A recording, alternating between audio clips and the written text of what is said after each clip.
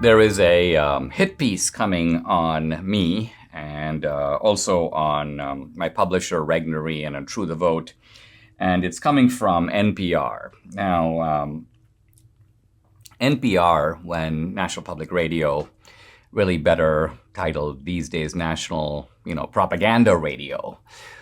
And it's really strange because NPR is a largely government-funded entity. It's funded by taxpayer dollars. Now, they also get some private money, but the fact that they're funded by the government, you would think that NPR would be under a clear directive or at least an unstated mission to reflect the diversity of points of view in the country. They don't do that.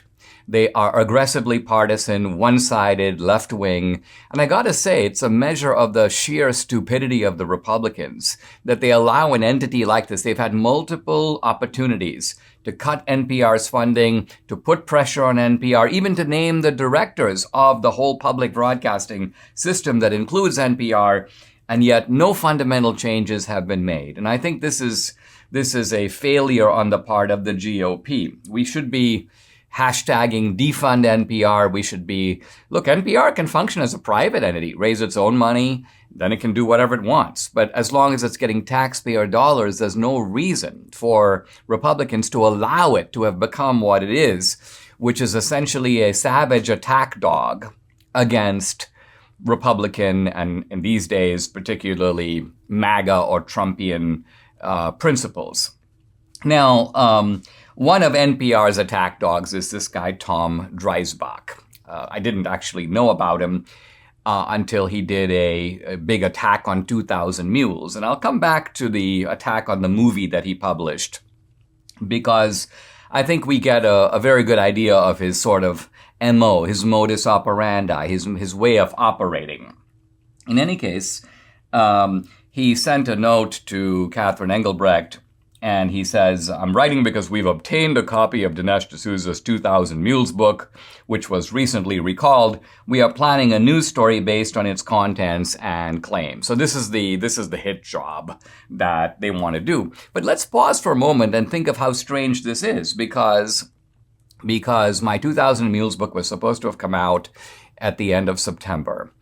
Regnery issued a statement, and I'm paraphrasing because I'm doing it from memory, but they essentially said, due to a publishing error, which is to say an error on their part, not mine, they were recalling the book, which is to say they were delaying its publication to October. There were some early copies that were printed.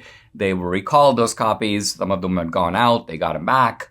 And they are reprinting the first edition for release in October. Now, this doesn't happen very often, but it does happen in the publishing world. Why? Because publishing is a complicated, kind of a sausage-making process, and sometimes things go a little awry. I've written almost 20 books, so I'm very familiar with the process. I'm familiar with other books that have been recalled from time to time. So this is something regrettable, but it does happen.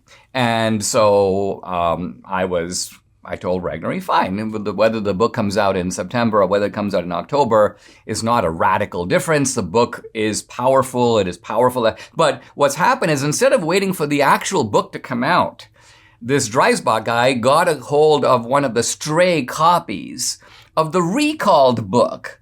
And so he's planning the hit job not on 2,000 Mules, the book, but on the early copy that has now been recalled. So he's trying to lure me, and he's trying to lure Regnery and True the Vote into chasing a phantom. In other words, he wants to put us on the defense in addressing the claims of the earlier version of the book that is no longer in circulation. So this is how these people operate. And I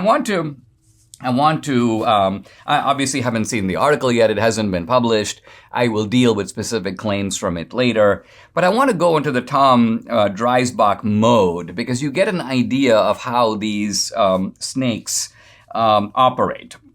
In his earlier attack on the movie 2,000 Mules, what Dreisbach did is he created a series of straw men. This is his technique.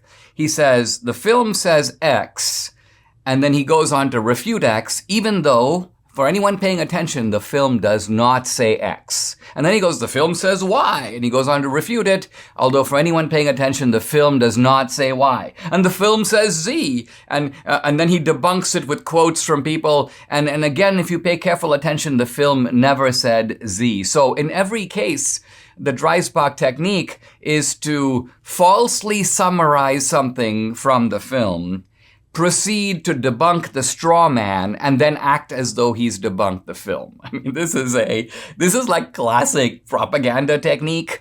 You said this. Turns out that's not, I never said it. Yeah, I know. So this is what he's doing time and time again. And in the next segment, I'm going to look at 3 specific examples of how Dreisbach cunningly sets up a straw man. And if you haven't seen the movie, you're like, well, I guess the movie does say that.